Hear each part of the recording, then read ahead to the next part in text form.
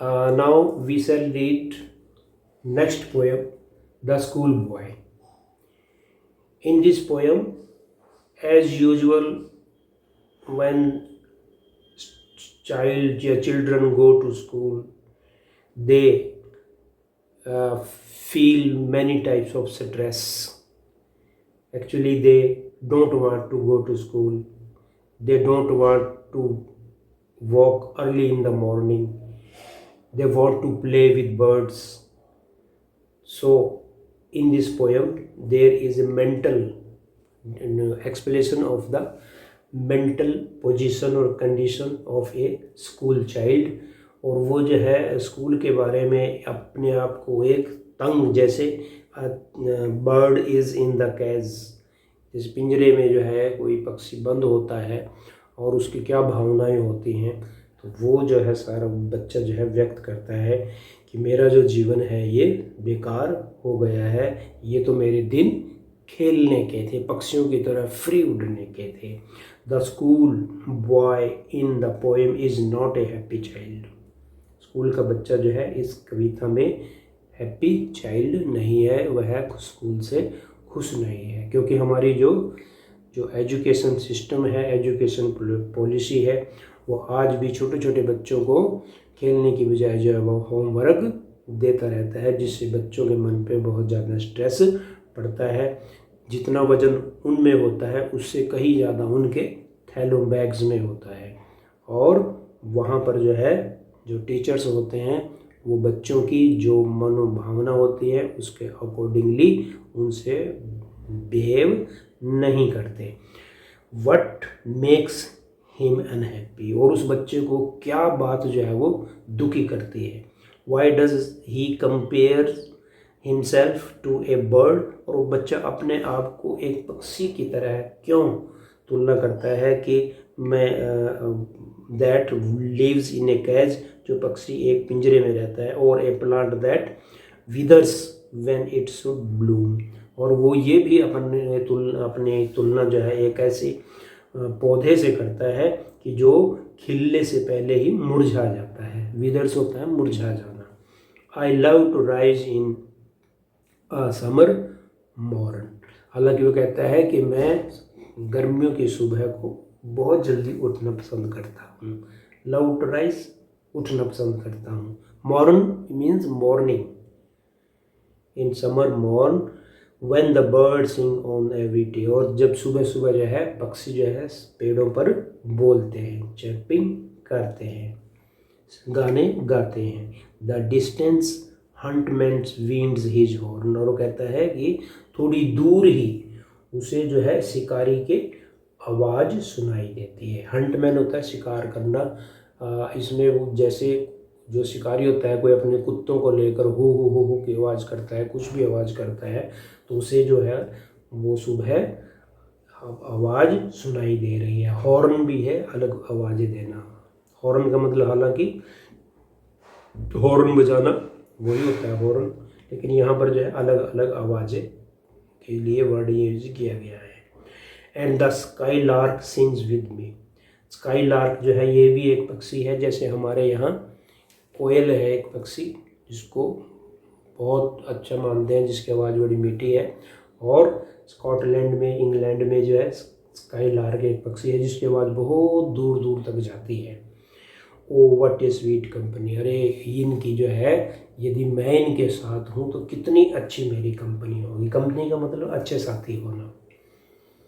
But to go to school in a summer morn, लेकिन सुबह सुबह जो है स्कूल में जाना, oh it drives all joy away, सभी जो खुशियाँ हैं इसको वो दूर ख़त्म हो जाती हैं, सभी खुशियाँ जब स्कूल में जाने की बात होती है। अंडर ए क्रूल आई आउटवॉर्न, अंडर ए क्रूल आई जो है, क्रूल आई किसको कहा गया है कि जो स्कूल में भेजने वाले हैं, इसमें जो है पेरेंट्स भी आते हैं और जो टीचर्स हैं क्रूल वो भी आते हैं, इसीलिए cruel I the little one spend the day. और इस प्रकार छोटा बच्चा जो है निर्दयी टीचर्स के आगे जो है सारा दिन जो है वो स्कूल में बिताता है। इन singing and in saying and डिसमे। Saying होता है लंबी लंबी जो है वो सांसें लेना, डिसमे होता है हैरान हो जाना। तो स्कूल में बच्चा जो है वो हैरान हो जाता है, तंग हो जाता है। Ah then at times I drooping sit. Drooping sit होता है जब किसी को मजबूरन बैठना होता है और वो अपने पोज बदलता रहता है, पोज बदल देता है। कभी बेंच पे जो है आगे सहारा ले लेता है सिर का, कभी अपने दोस्त के इधर होता है, कभी इधर होता है, कभी एक टांग को ऊपर करता है। तो ड्रूपिंग सिट मजबूरन जो है लंबे समय तक बैठना। And spend many an exchange हो, और इस प्रकार बहुत जो चिंतित घंटे हैं वो वहाँ बिताता है।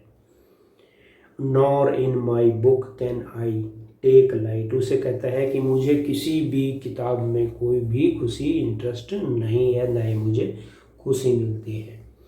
Nor sit in learning's bower worn into with the dresses. और वो कहता है कि जो चीज़ वहाँ बताई जाती है कि वो मुझे बिल्कुल ही नीरिस लगती है।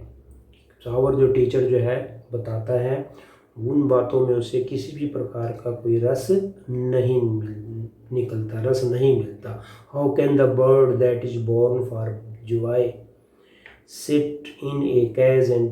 वो कहता है कि आप ही बताइए कि यदि किसी पक्षी को, जो पक्षी जो है उड़ने के लिए जन्म लेता है आकाश में, और उसको यदि पिंजरे में बंद किया जाता है तो वो कैसे गा सकता है।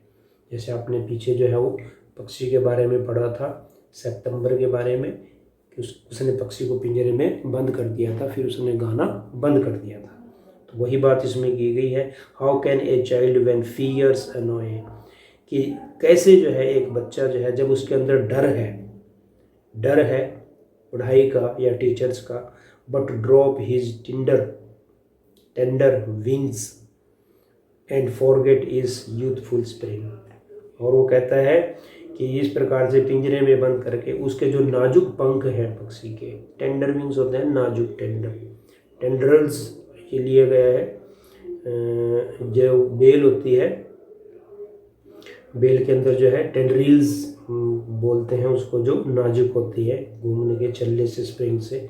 लेकिन यहाँ पर टेंडर विंग्स जो है उसके कमज़ोर पंख जो है वो टूट जाते हैं, मुरझा जाते हैं। And forget his youthful spring, और वो पक्षी भी और बच्चा भी जो है अपने जो बसंत है उसका आनंद लेना भूल जाता है। ओ फादर एंड मदर, वो फिर वो आवाज़ देता है वो अपने माता पिता को। इफ बर्ड्स होती है कलियाँ जो फूल खिलने से पहले होते हैं, डोडी जिसको कहते हैं। बर्ड्स आर नीप्ड होता है झटकना, तोड़ना। एंड ब्लूजम ब्लोन अवे, और यदि उसको ही जो है मसल दिया जाए बर्ड्स को, फिर वो कैसे फूल उसमें कैसे खिलेंगे। ब्लूजम ब्लोन अवे, फूल नहीं खिल सकते, दूर चले जाते हैं, उनमें से फूल नहीं आते। एंड इफ ब्लूजम होता है फूलों का खिलना। And if the teacher plants are stripped, if the tender plants are stripped, oh their joy in the spring day. इस प्रकार यदि छोटे नाजुक पौधों को जो है वो तोड़ दिया जाए और फिर वो बसंत का आनंद कैसे ले सकते हैं। बाय सोरो और केरिज डिस्मे, और वो उनके लिए वो बड़ा दुख की बात जो है वो, अब हैरानी की बात जो है वो होती है यदि छोटे छोटे पौधों को मसल दिया जाए फिर वो बड़े नहीं होते। How shall the summer arise in joy और द समर फ्रूट्स अपीयर, और इस प्रकार जो है गर्मी का आनंद जो है वो कैसे ले सकते हैं बच्चे जब उन पर एक स्ट्रेस है, भार है, और उनमें गर्मियों में किसी भी प्रकार के फल नहीं आएंगे। तो William black is also a very famous poet. You can do the questions and answer by the help of your teacher.